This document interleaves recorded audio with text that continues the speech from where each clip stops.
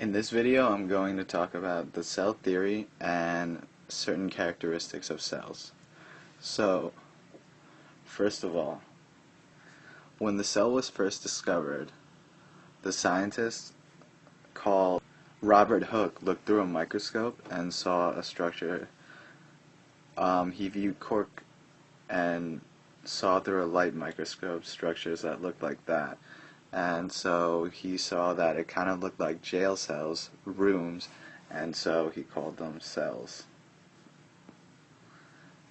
What he didn't know was, he thought that was the smallest thing possible, but inside cells there are also organelles and stuff that I'll talk about later. But the cell theory is something that states that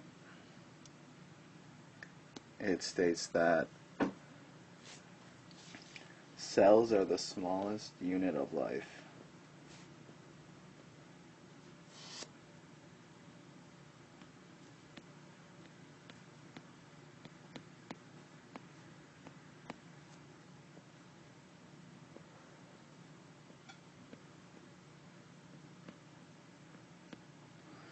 So that means that fundamentally all things living are made up of cells, and cells and all life processes occur within cells, such as making energy, getting rid of waste, and gathering nutrients.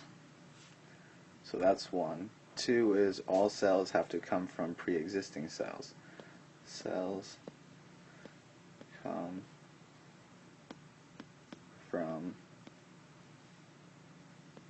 pre-existing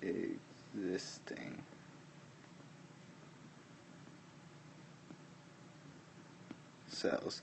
So pretty much that means that you can't just magically make a cell appear. But then you get into how the first living organism appeared, and that's something we won't talk about. And every cell has DNA. Oops. So has DNA, which is genetic material that can be passed down from cell to cell. And this genetic material codes for certain proteins and ultimately determines how you look and how your body functions.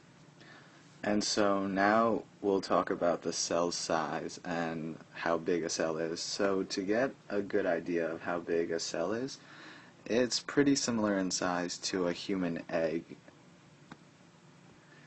And so you might ask, why is a cell that small?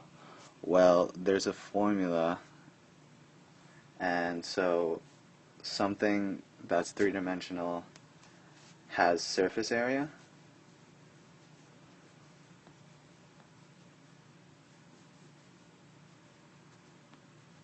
as well as volume,